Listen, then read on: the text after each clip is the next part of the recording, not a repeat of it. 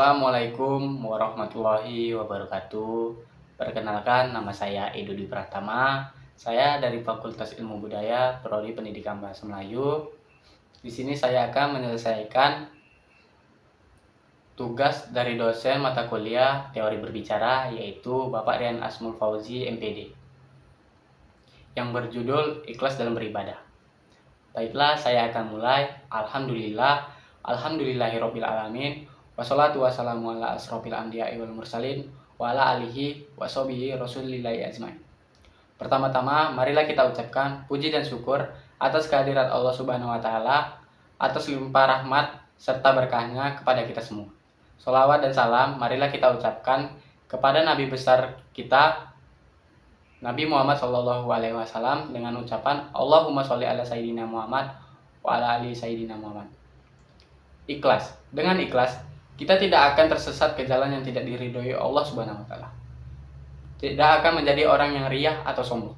Karena sombong itu merupakan sifat dari setan. Seseorang yang ikhlas ibarat orang yang membersihkan beras dari kerikil-kerikil dan batu-batu kecil di sekitar beras. Maka beras yang dimasak akan menjadi nikmat ketika dimakan. Tetapi jika beras itu masih kotor, ketika nasi yang dikunyah akan tergigit kerikil-kerikil dan batu-batu kecil. Demikianlah keikhlasan, menyebabkan beramal menjadi nikmat, tidak membuat lelah, dan segala pengorbanan tidak terasa berat. Sebaliknya, amal yang dilakukan dengan riyah akan menyebabkan amal tidak nikmat, dan seseorang akan membuat mudah menyerah dan selalu kecewa.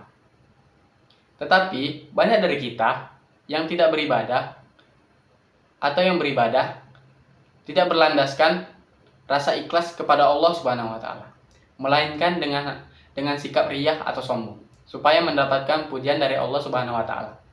Hal ini dapat menyebabkan ibadat tidak diterima oleh Allah Subhanahu wa taala. Rasulullah Shallallahu alaihi wasallam pernah bersabda, Ikhlaslah dalam beragama, cukuplah bagimu amal yang sedikit.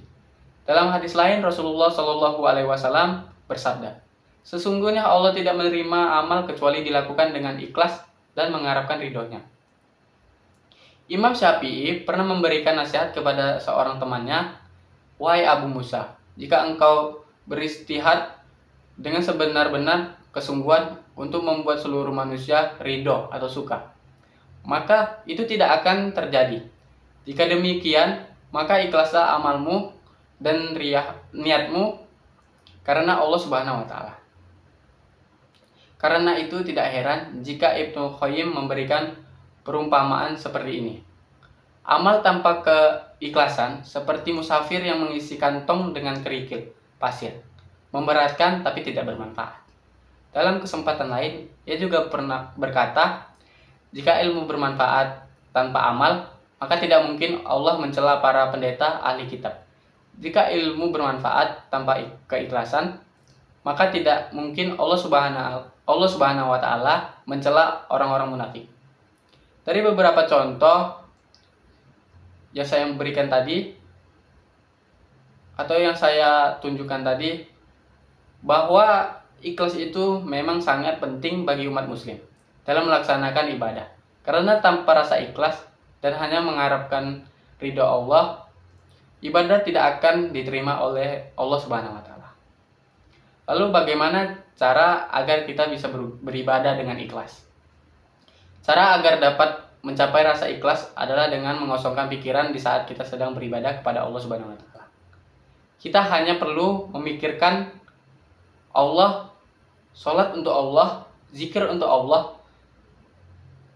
Semua amal yang kita lakukan hanya untuk Allah. Lupakan semua urusan duniawi. Kita hanya tertuju kepada Allah. Jangan memunculkan rasa riyah atau sombong di dalam diri kita. Karena kita tidak dapat berdaya di hadapan Allah Subhanahu wa taala. Rasakanlah Allah berada di hadapan kita dan menyaksikan kita.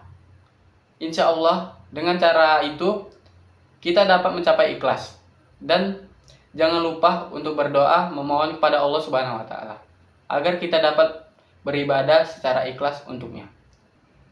Demikian yang dapat saya sampaikan, mudah-mudahan bermanfaat. Mohon maaf atas segala kekurangan. Billahi taufik walhidayah. Wassalamualaikum warahmatullahi wabarakatuh.